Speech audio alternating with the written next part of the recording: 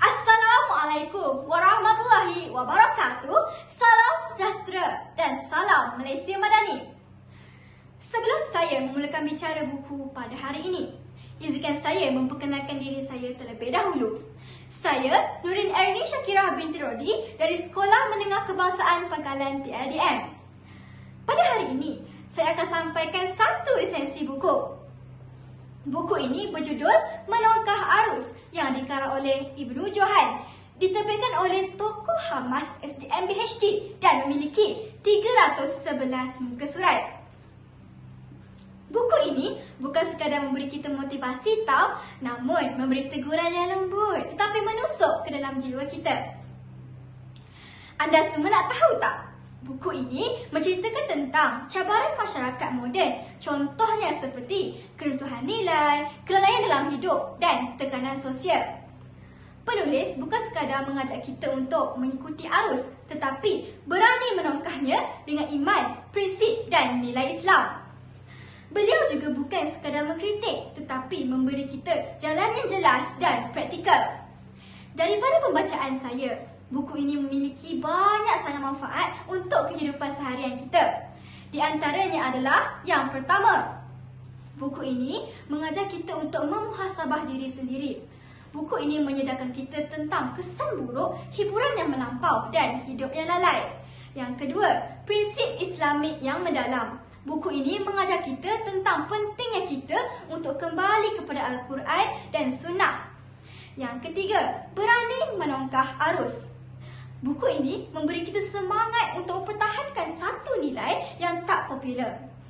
Macam pada ini, bila kita mempertahankan satu nilai tersebut, akan ada yang bertanya, kenapa awak pertahankan nilai tersebut sedangkan zaman sekarang macam ni? Jadi kita hanyalah manusia yang lemah dan keyakinan diri kita akan berkurang bila orang berkata begitu. Jadi, buku ini memberikan kita keyakinan yang tinggi dan semangat yang lebih tinggi untuk mempertahankan nilai tersebut.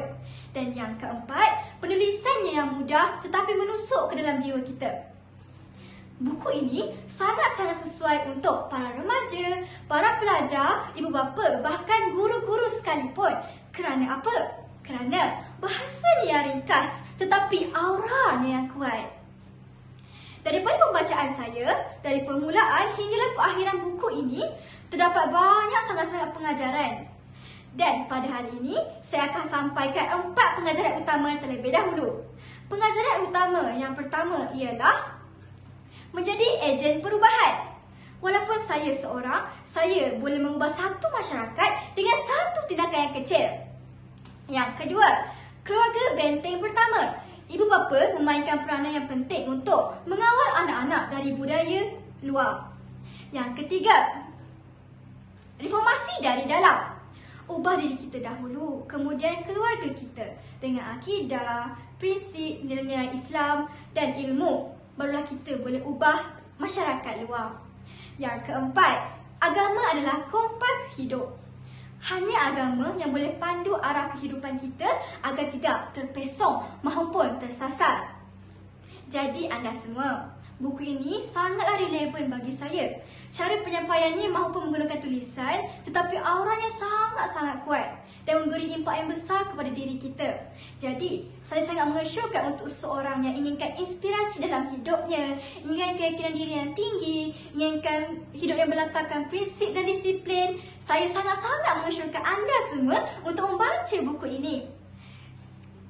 Jadi, sampai di situ sahajalah resensi buku saya pada hari ini.